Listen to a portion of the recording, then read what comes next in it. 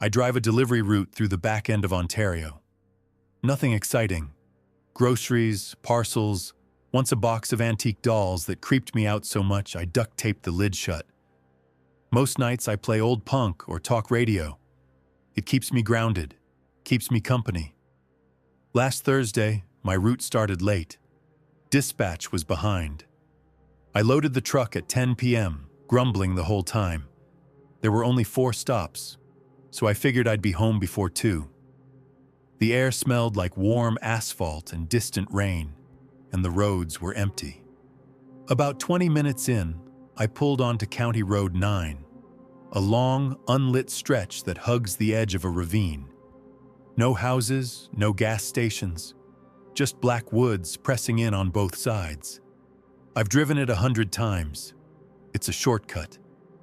A dead zone for radio and cell service, but it saves me at least 15 minutes. The headlights cut into the darkness ahead, and my tires hummed over the asphalt. I was halfway down the stretch when I heard it. A sharp knock from the back of the van. Not a thump like a shifting box. A knock, like knuckles against metal. I turned the radio off and listened. Nothing. I told myself something must have rolled over. Maybe I hadn't secured a crate. But still, I glanced into the rearview mirror. Just blackness. No streetlights, no cabin light. I clicked the switch overhead. The cargo hold stayed dark. The bulb was dead. Then another knock. Louder. Closer. I clenched the wheel. My mouth felt dry. I laughed nervously, called myself an idiot. There was no way someone could have gotten in. I had loaded everything myself. Still, I glanced in the mirror again, half expecting to see someone sitting up from behind a box. Nothing. I kept driving. I tried the radio again. Static. No signal. Even the engine sounded too quiet, like I was in a vacuum. Another knock, this time on the side panel, right behind the passenger seat. I nearly swerved. That was no falling box. I kept one hand on the wheel and reached for the glove box with the other. I always keep a flashlight there, the kind cops use, heavy and bright. I flipped it on and aimed it into the rear view. Still nothing but cargo. Okay, I muttered. Okay, screw this. I slowed down and pulled over to the gravel shoulder. My hazard lights blinked feebly in the trees. I stepped out and opened the back doors. The flashlight beam cut through the hold. Boxes, plastic totes, nothing out of place, no stowaways. I even banged on the walls with the flashlight. No hidden compartments, no echoes, just metal. I got back in, locked the doors, and checked the time. 11:08 p.m. I pulled back onto the road, more annoyed than scared. I blamed the wind or maybe a mouse in the walls, something logical. The knocking didn't return. Instead, something worse did. I smelled it first, the faint scent of something rotting, like meat left out too long. I looked around for roadkill, nothing on the road ahead. Then came the cold. It started in the passenger seat, like the air was seeping through the glass. My windshield fogged slightly on that side, even though I hadn't turned on the heat. I reached over to adjust the vent. My fingers froze mid-air. There was something in the passenger seat, a shape, like heat haze or glass just beginning to freeze. It shimmered faintly in the dark, visible only in the corner of my eye. When I looked directly at it, the seat appeared empty. But every time I looked away, I felt the weight of someone sitting there, breathing. I could hear it. Shallow, wheezing breaths, inhale, pause, exhale, not mine. I held my breath to make sure. It continued. I tried to speak, to say, "Who are you?" or "Get out." Nothing came out. My throat locked up. I turned the flashlight on and aimed it at the seat. Nothing. Just cracked upholstery. But the smell got worse. Like old blood and mildew, I reached for my phone. No signal. Of course. Then I noticed something I hadn't before.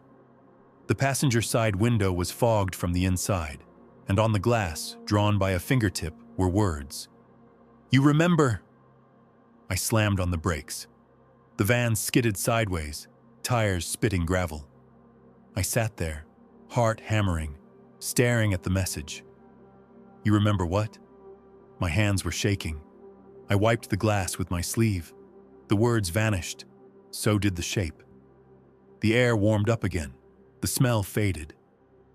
I sat still for a while, then finally drove on, slowly, cautiously. My eyes flicking back to the seat every few seconds. I passed through the tree line and into open farmland. The road felt safer, though I was sweating. I told myself I had imagined it all. Stress, lack of sleep, a trick of the light. But my stomach was in knots. At midnight, I pulled into my third stop, a farmhouse lit by a single porch bulb. I dropped off the package and got back in the van and froze. The passenger seat was wet. Not just damp, but soaked. As if someone had been sitting there, dripping.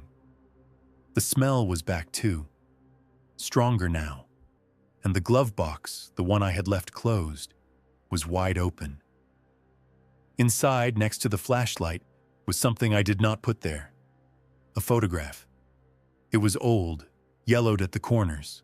A Polaroid. It showed a car crash. Metal twisted around a tree. Headlights shattered. Water pouring through broken windows. A hand pressed against the glass from inside. I knew that crash. I had caused it. 6 years ago, I had fallen asleep at the wheel and drifted into oncoming traffic. I clipped a small car, sent it spinning off the shoulder and into a lake. A woman and her daughter were inside.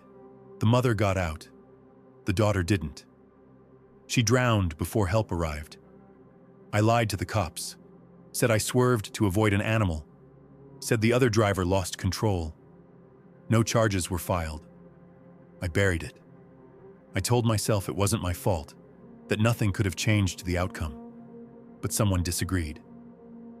I looked at the passenger seat. Water dripped from it, pooling on the floor mat. I heard it again. Breathing. Faint. Pained. Then came the voice. Not loud, not angry, just soft and sad. "You left me." It was the voice of a child. I screamed, threw open the door and ran into the field. The flashlight clattered behind me. I ran until my legs gave out, until I fell to my knees in the wet grass, gasping for air. When I finally worked up the courage to return, the van was dark and quiet. The seat was dry. The photograph was gone, but the smell lingered, and the fog on the passenger window had returned.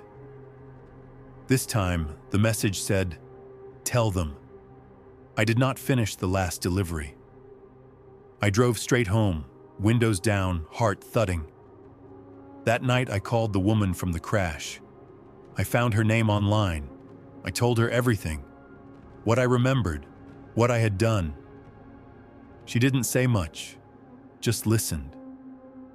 When I finished, she thanked me. Then she hung up. I haven't driven the route since. I quit the next morning. Sometimes when I pass a delivery van out on the street or see one parked near a store, I glance at the passenger seat. And I swear, just for a second, I see a shape sitting there, waiting, not angry, just watching.